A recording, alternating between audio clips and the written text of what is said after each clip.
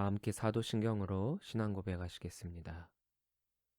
전능하사 천지를 만드신 하나님 아버지를 내가 믿사오며 그 외아들 우리 주 예수 그리스도를 믿사오니 이는 성령으로 잉태하사 동정녀 마리아에게 나시고 본디오 빌라도에게 고난을 받으사 십자가에 못 박혀 죽으시고 장사한 지 사흘 만에 죽은 자 가운데서 다시 살아나시며 하늘에 오르사 전능하신 하나님 우편에 앉아 계시다가 저리로서 산자와 죽은 자를 심판하러 오시리라.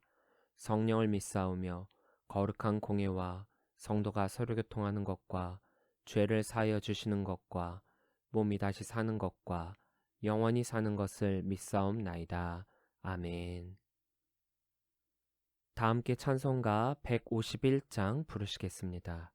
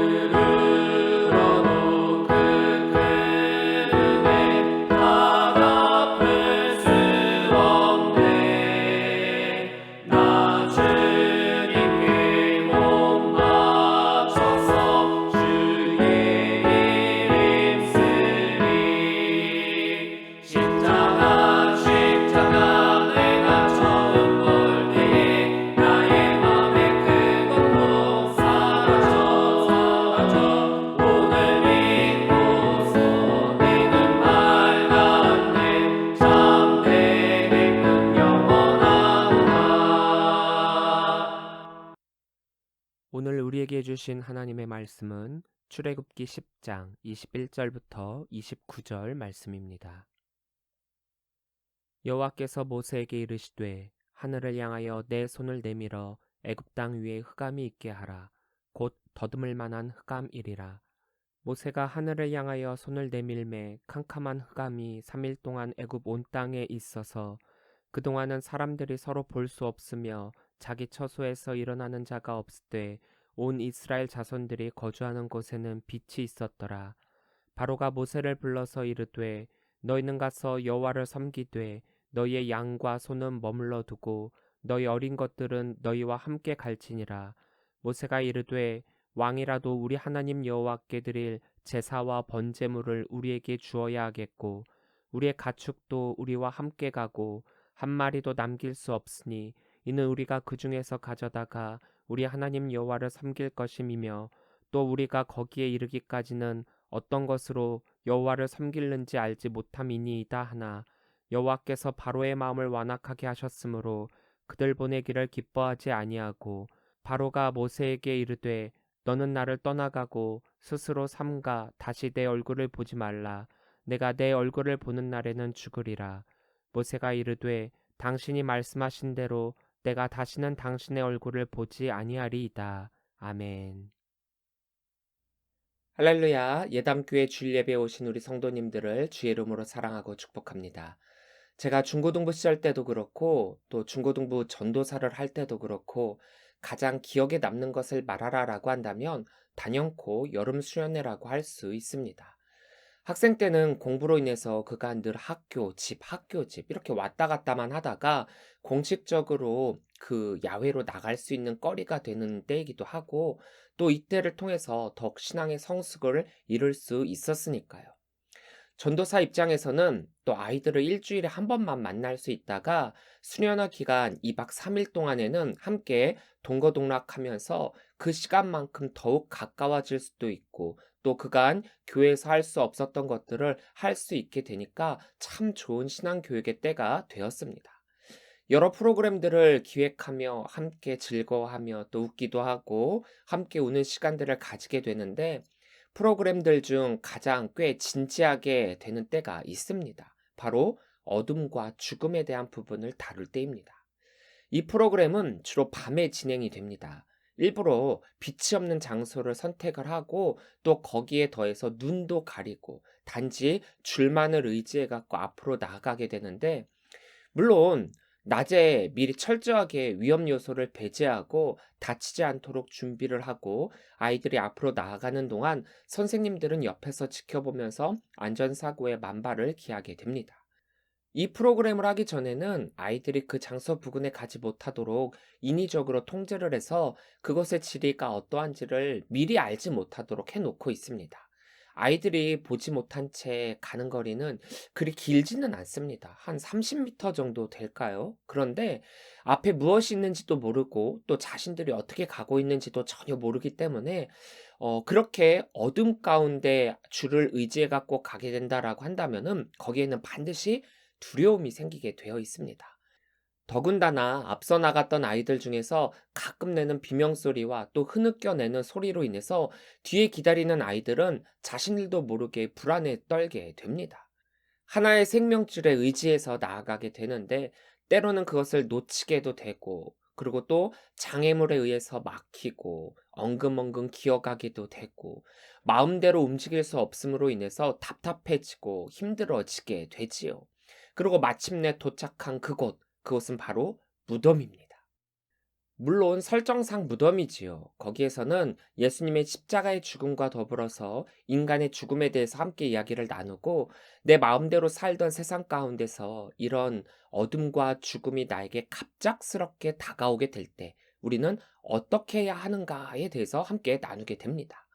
뭐 가끔 장난치는 아이들이 몇몇 있지만 대부분의 아이들은 이것을 심각하게 받아들이고 어둠 속에서 가졌던 공포와 불안 또 그리고 두려움과 희망이 교차하며 자신의 신앙에 대해서 돌이켜보게 되고 또 죽음에 따른 유서를 쓰게 됩니다.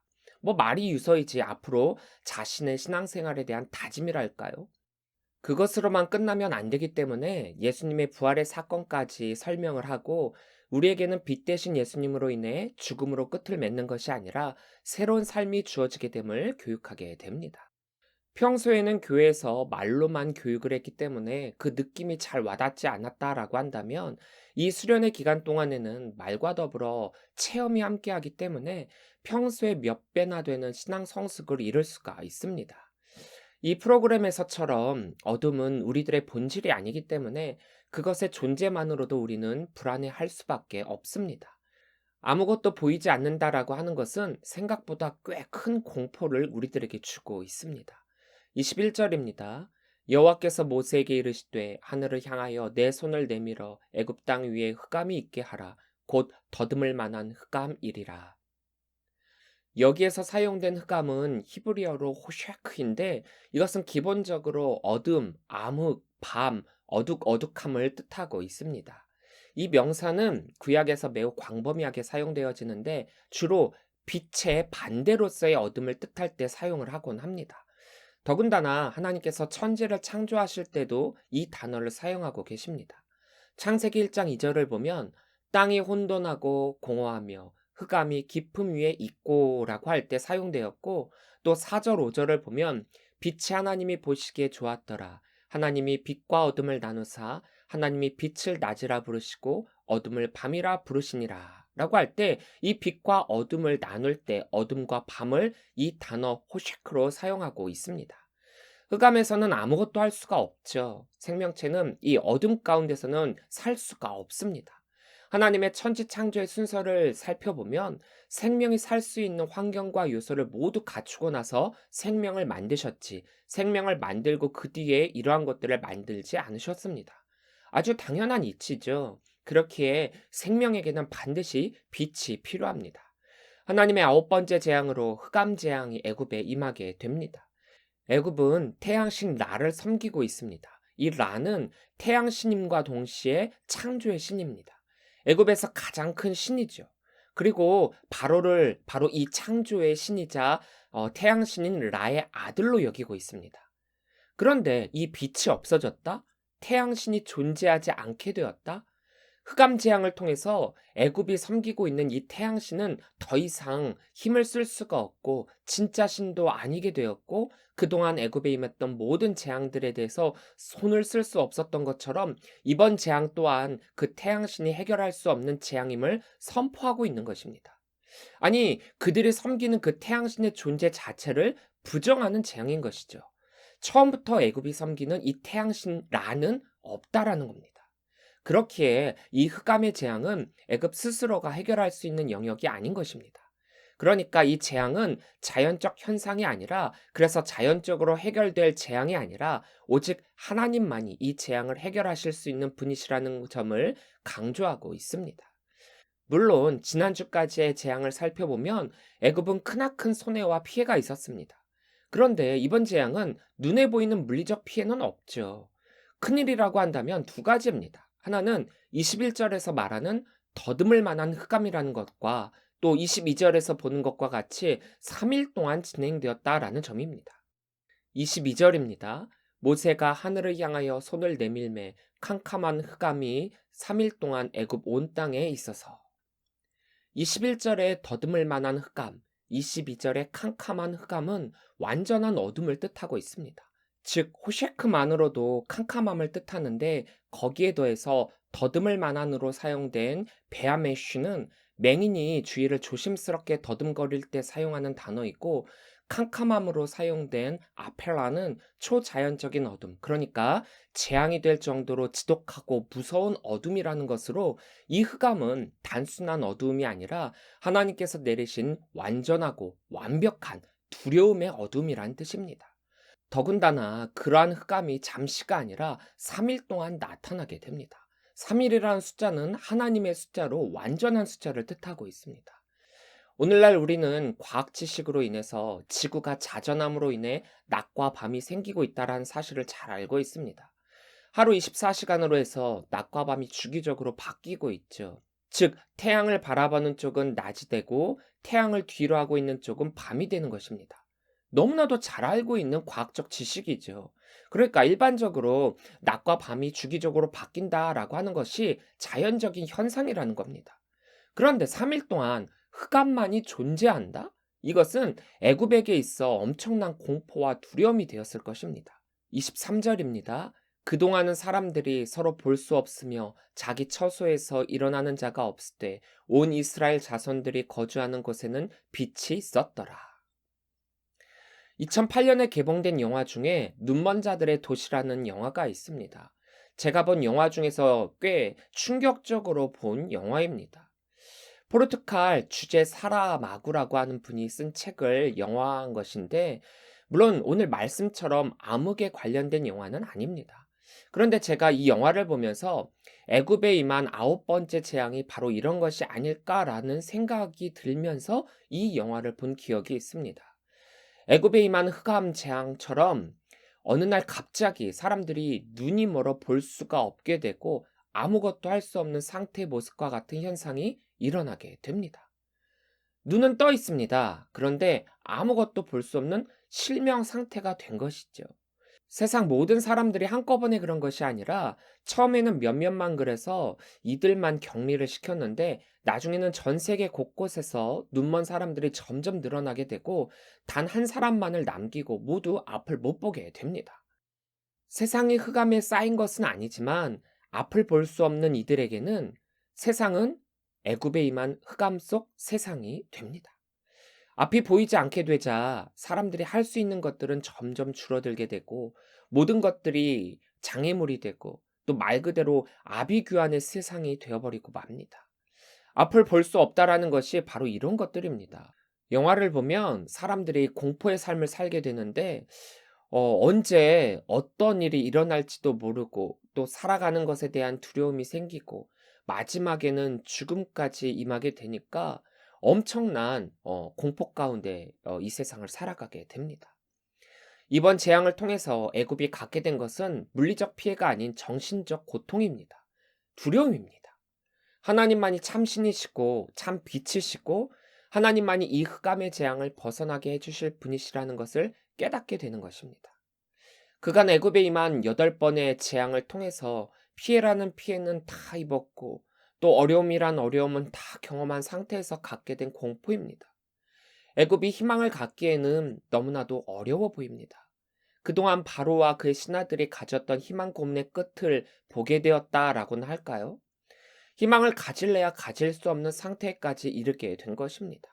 그런데 그와 반대로 온 이스라엘이 거주하는 곳에는 빛이 있었습니다. 이 부분을 직역을 하면 모든 이스라엘 자손을 위해서 그들의 거주지에는 빛이 있었다라고 할 수 있습니다. 즉, 흑암에 쌓여있는 애국과는 상반되게 하나님께서 이스라엘을 위해서는 그것에 빛이 존재하게 하셨다라는 것입니다. 그런데 이 부분을 조금 더 깊이 생각해 보아야 할 것은 어둠은 빛의 부재입니다. 즉, 빛이 없음으로 인해 어둠이 생겼다라는 것입니다. 그러니까 하나님이 함께하고 계시는 그곳에는 빛이 존재하는 것이고 하나님이 함께하지 않는 그곳에는 빛의 부재, 즉 흑암이 존재한다라는 것입니다. 하나님께서 모세를 통해 흑암이 있게 하라라고 명령하신 것은 그곳에는 하나님이 계시지 않는다라고 선포하신 것과 같다라는 것입니다. 그러니까 이 9번째 흑암 재앙은 애굽이 하나님으로부터 완전히 버림받는 심판을 받는 것이고 아울러서 앞으로 오직 죽음만이 남겨져 있음을 뜻하고 있습니다.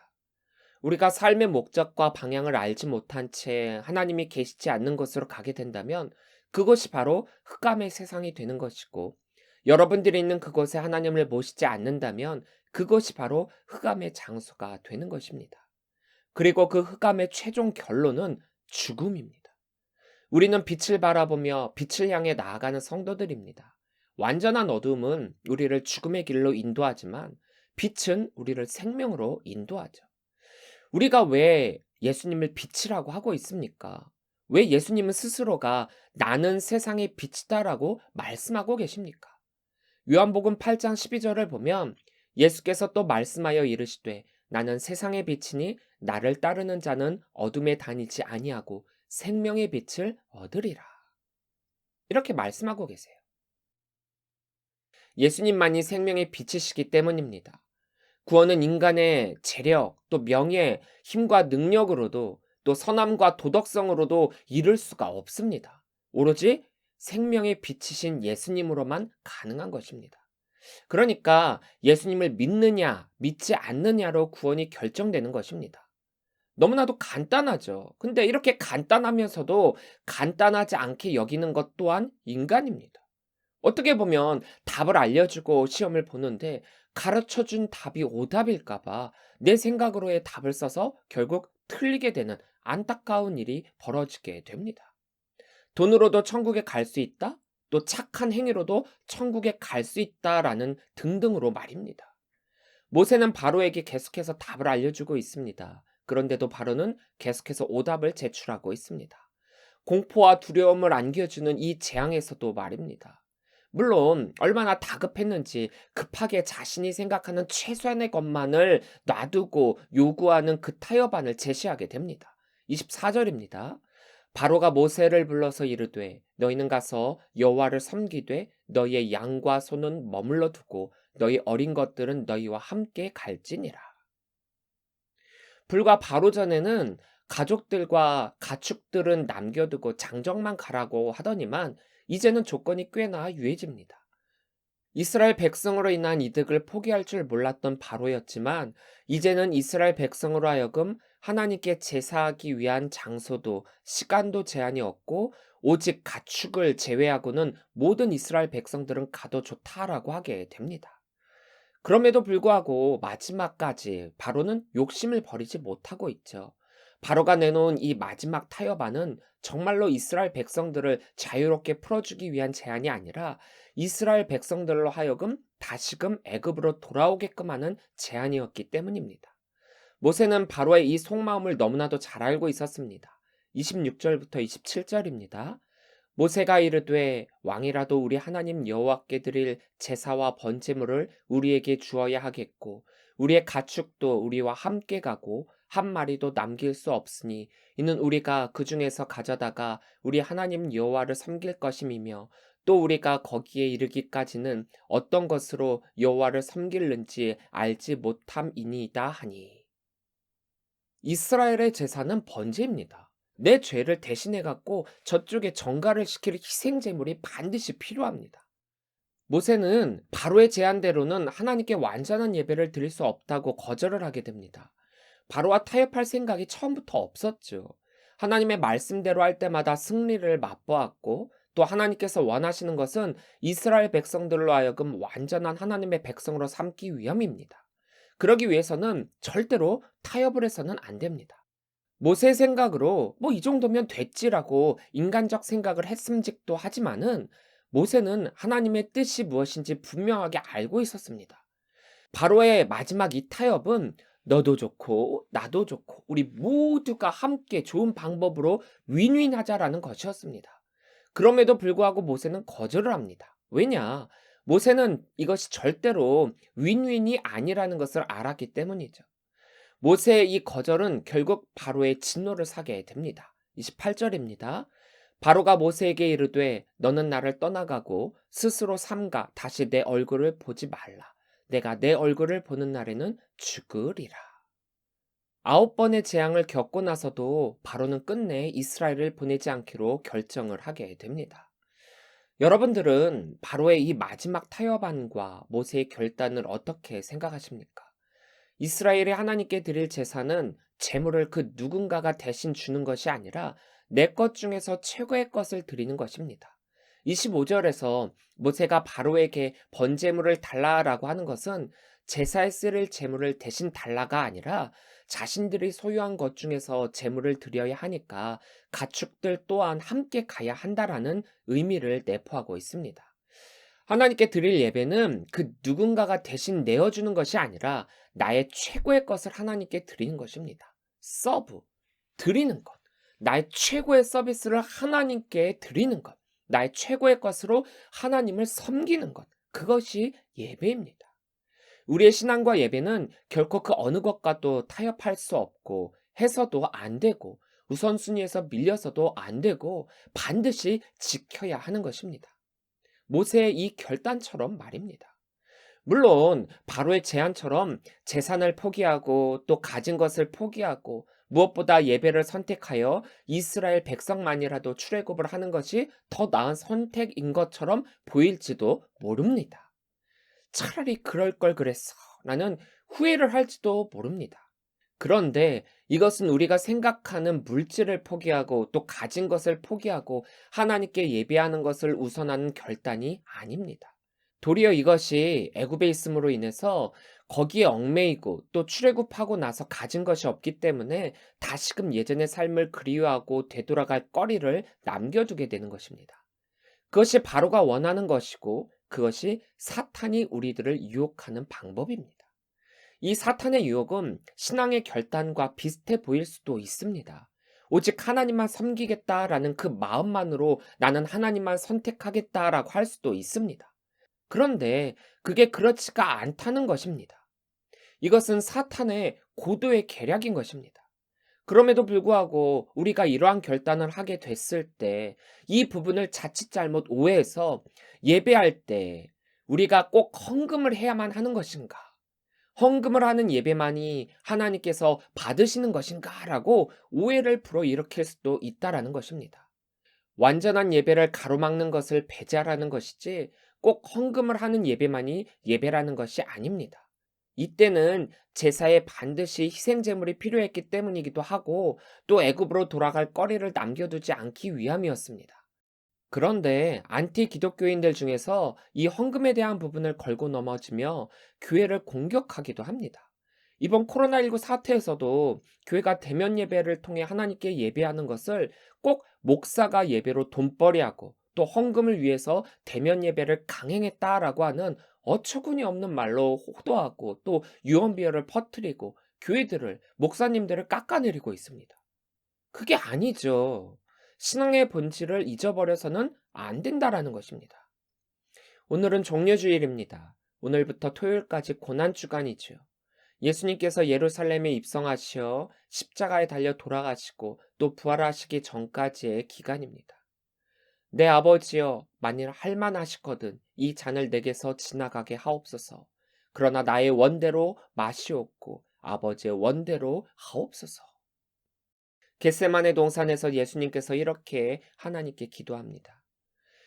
십자가에 달려 죽기까지 하나님께 순종하셨던 예수님의 그 순종을 우리가 묵상해 보기를 원합니다. 십자가의 그 사랑이 우리를 살리십니다. 스스로 자신을 희생제물로 내어주시고 이 세상의 어두움을 물리쳐 주신 예수님이십니다. 그 예수님을 믿음으로 말미암아 우리도 세상의 어둠에 갇히지 않고 빛으로서의 삶을 살아갈 수 있도록 허락하신 예수님이십니다. 주님이 나를 보호해 주시고 이끌어 주시죠. 빛이 있는 그곳에 결코 어두움은 존재하지 않습니다. 그렇기 때문에 빛이신 예수님이 계셔야만 어둠, 즉 죽음을 벗어날 수 있는 것입니다. 우리를 억누르고 또 멸망으로 이끄는 어두움은 예수님이 없으실 때만 가능한 것입니다. 단 하나의 빛, 예수 그리스도만이 이 흑암의 심판에서 벗어날 수 있습니다. 우리는 그 예수님을 바라봅니다. 그 예수님을 통해서 구원을 얻습니다. 그 예수님으로 말미암아 우리도 부활하게 됩니다. 이제 앞으로 이 세상에 올 흑암의 심판까지 우리의 빛 대신 예수님만을 바라볼 수 있는 우리 성도들이 되시기를 바랍니다. 그 예수님으로 말미암아 우리는 사랑의 빛을 지게 되었습니다. 십자가의 그 사랑으로 말입니다. 오직 예수 그리스도로 말미암아. 기도하겠습니다. 사랑의 하나님 감사합니다. 어둠으로 가득 찬 이 세상 가운데 빛이신 예수 그리스도를 보내주심으로써 우리를 빛으로 이끌어 주시니 감사합니다. 예수님께서 십자가를 지심으로 우리가 나음을 얻고 구원을 받습니다. 그 예수님의 순종과 헌신으로 오늘의 우리가 살아가게 됨을 믿고 감사드립니다. 이 땅을 살아가는 동안 예수님께서 보여주셨던 빛으로서의 삶을 본받아 우리 역시 세상의 빛이 되고 어두운 이 세상의 길잡이가 되어 예수를 믿지 않는 자들을 구원으로 이끌 수 있도록 하여 주옵소서. 오늘 주신 말씀을 기억합니다. 흑암의 공포와 두려움이 오기까지 하나님의 경고를 받은 바로였음에도 불구하고 결국 인간의 욕심을 버리지 못하고 완악함으로 인해 하나님 나라 백성들을 보내지 않는 엄청난 잘못을 벌이게 됨을 바라봅니다. 믿는 성도들 가운데서도 이 바로와 같이 타협할 때도 있고 오해할 때도 있고 신앙생활을 잘못할 때도 있고 완악해질 때도 있습니다. 우리가 하나님께 예배한다라고 할 때 온망과 정성을 다하고 최고의 예배를 드리는 예배자가 되어야 하는데 형식상의 예배를 드릴 때도 너무나도 많이 있습니다. 회개하오니 주님, 우리가 오직 주님만을 바라보게 하여 주시고 온전한 예배만을 드리게 하여 주옵소서.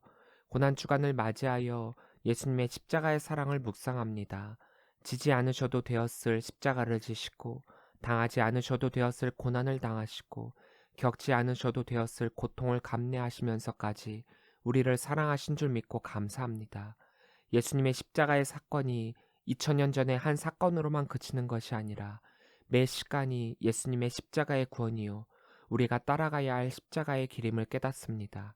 그 십자가의 길이 고난과 절망의 길이 아니라 부활과 승리의 길인 줄 믿습니다.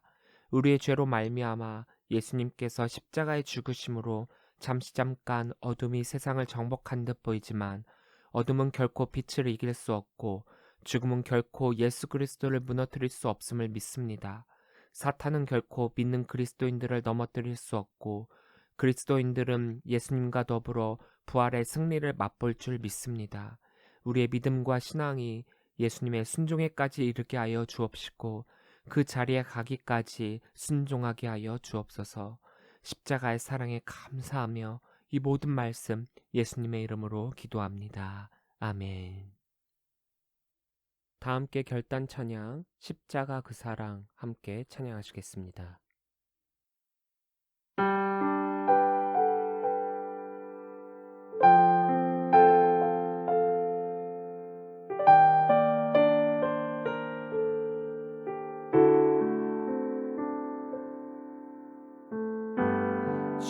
십자가 그 사랑 멀리 떠나서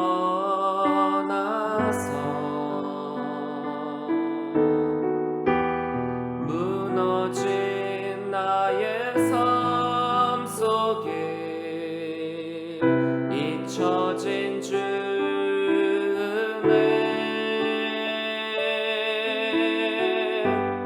돌 같은 내 마음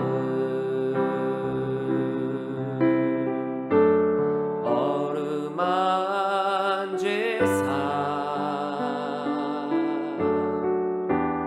다시 일으켜 세우신 주를 사랑합니다. 주 나를 보호하시고 날 붙드시네. 나는 보배롭고 존귀한 주님의 자녀라. 주 나를 보호하시고 날 붙드시네. 나는 보배롭고 존귀한 주의 자녀라.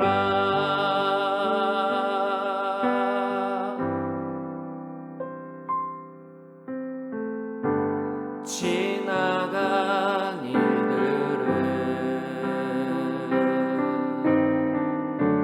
기억하지 않고 이전에 행한 모든 일 생각지 않으리. 사막의 강물과 길을 내시는 주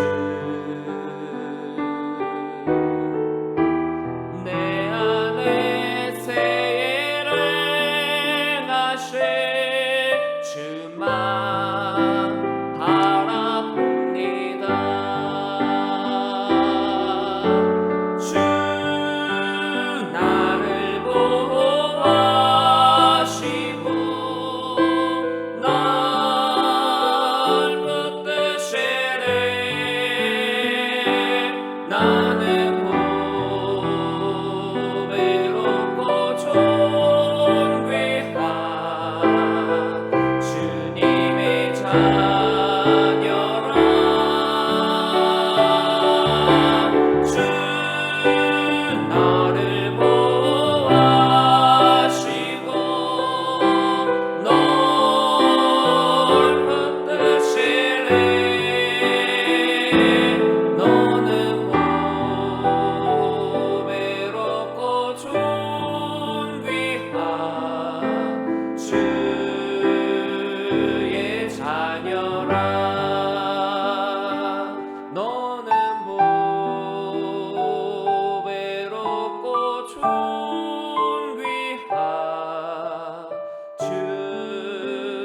주의 자녀라.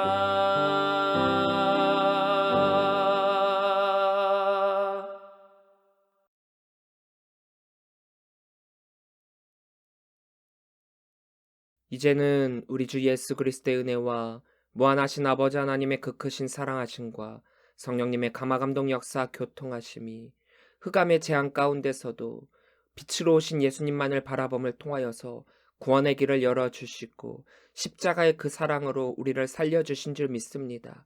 그 예수님을 바라보고 그 예수님을 따라감을 통하여서 십자가의 길만이 오직 구원의 길임을 깨닫고 나아가고자 결단하는 우리 모든 성도들 머리머리 위에 지금으로부터 영원토록 함께 하시기를 간절히 축원하옵나이다. 아멘.